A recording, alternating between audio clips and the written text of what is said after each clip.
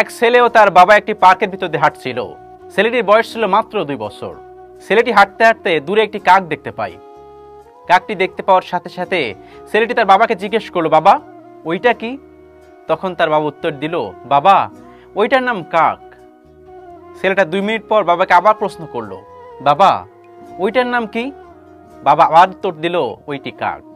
ছেলেটি কিছুক্ষণ পর তার বাবাকে আবার প্রশ্ন করলো, বাবা ওইটার নাম কি? তখন বাবা আবার হেসে উত্তর দিল, ওইটার নাম কাক। ছেলেটি এভাবে ঠিক 30 বার তার বাবাকে জিজ্ঞেস করলো, বাবা ওইটার নাম কি? তার বাবা হেসে 30 বারই উত্তর দিল, ওইটার নাম কাক। তারপর ছেলেটি বড় হয়ে যায়। ছেলেটির বয়স এখন 32 বছর। ছেলেটি ভীষণ বড় চাকরি পেয়ে যায়। ছেলেটি চাকরি পাওয়ার পর তার বাবা তাকে বলল, বাবা আমার জন্য তোমার একটু সময় হবে, আমি তোমার সাথে একটু বাইরে যেতে চাই। তখন ছেলে একটু রাগ করে বলল, ইস বাবা এই কাজের সময় তুমি ফোন দিলা, আমার এখন ভীষণ কাজ। আচ্ছা চলো, কোথায় তোমার কাজ আছে চলো। ছেলেটি তার গাড়ি করে তার বাবাকে নিয়ে যাচ্ছে। ঠিক ওই পার্কের সামনে এসে গাড়িটা দাঁড়ায়। তারপর বাবা তার ছেলেকে বলল, বাবা চলো আমরা এখানে নেমে যাই, একটু কথা বলি।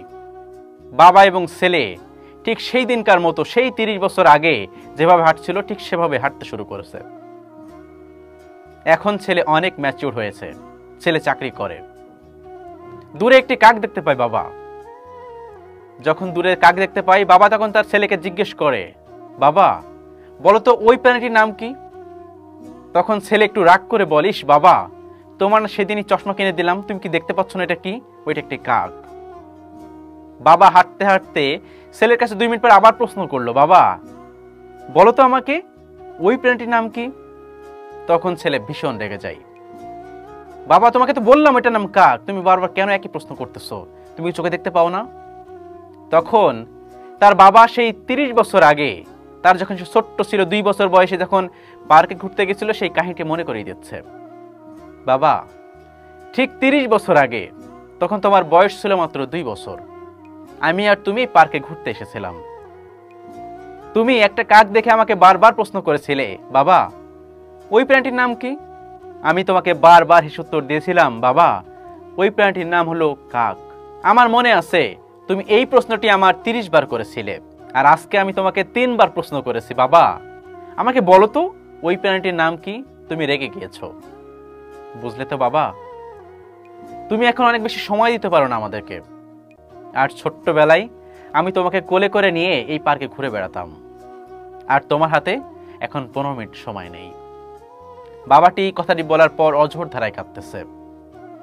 ছেলেটি বুঝতে পারছে আসলেই তার কাছে সময়ের খুব অভাব, সে সময় দিতে পারে না। হয়তোবা সময় আমাদের হয় একটা সময় পর, যখন আমাদের মা এবং বাবাই পৃথিবীতে থাকে না, আমরা তখন রিয়েলাইজেশনটা করতে পারি। কিন্তু যখন মা এবং বাবা পৃথিবীতে বেঁচে থাকে তখন কিন্তু আমরা রিয়েলাইজটা করতে পারি না। আমাদের আশেপাশে যে জিনিসটা আছে সেই জিনিসটা আমরা তখন রিয়েলাইজ করতে পারি না। রিয়েলাইজ করতে পারি তখন যখন এই জিনিসটা হারিয়ে যায়। বাংলা একটা প্রবাদ আছে, দাঁত থাকতে আমরা দাঁতের মর্ম বুঝি না। একবার আপনার একটা দাঁত পড়ে যায় সামনে থেকে, দেখবেন আপনার কি বাজে দেখায়, তখন আপনি বুঝতে পারবেন আপনার দাঁতের কি মর্ম। চুল থাকতে আমরা চুলের মর্ম বুঝি না। যখন একবার চুল আপনার জীবন থেকে চলে যাবে, চুল হারিয়ে যাবে, তখন আপনি বুঝতে পারবেন চুলের কি মর্ম। আপনার দেখতে খুব বিশ্রী লাগবে, বাজে লাগবে। ঠিক তেমনি মা এবং বাবা আমাদের জীবনে একদম অপরিসীম একটা জিনিস, যেটা আপনি বলতে পারেন একবার যদি হারিয়ে যায় পৃথিবীর সবকিছুর বিনিময়ে তাদের কিন্তু ফিরে পাবেন না। সেজন্য যতটুকু সময় আছে তাদের পাশে গিয়ে বসুন, দুর্দান্ত কথা বলুন। পৃথিবীর প্রত্যেকটা মা এবং বাবা চাই তাদের সন্তান যেন তাদেরকে মা এবং বাবা বলে ডাকে, তাদেরকে যেন একটু সময় দেয়। কিন্তু আমরা এতটাই ব্যস্ত হয়ে পড়েছি যে 5 মিনিট সময় নিয়ে কথা বলতে পারি না, এতটাই ব্যস্ত হয়ে পড়েছি। একটু যে খোঁজ নিবে এই সময়টাই আমরা পাই না। এগুলো থেকে বেরিয়ে আসতে হবে আমাদের। মা এবং বাবাকে সময় দিন।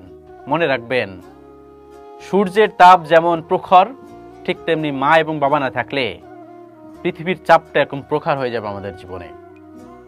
এখন হয়তো বা কিছু রিয়েলাইজ করতে পারছেন না, কিন্তু যাদের মা এবং বাবা নেই তারা রিয়েলাইজ করতে পারে। সেজন্য সময় থাকতে পথে আসুন। আল্লাহ রাব্বুল আলামিন আমাদের সকলকে বোঝার তৌফিক দান করুন। আমিন।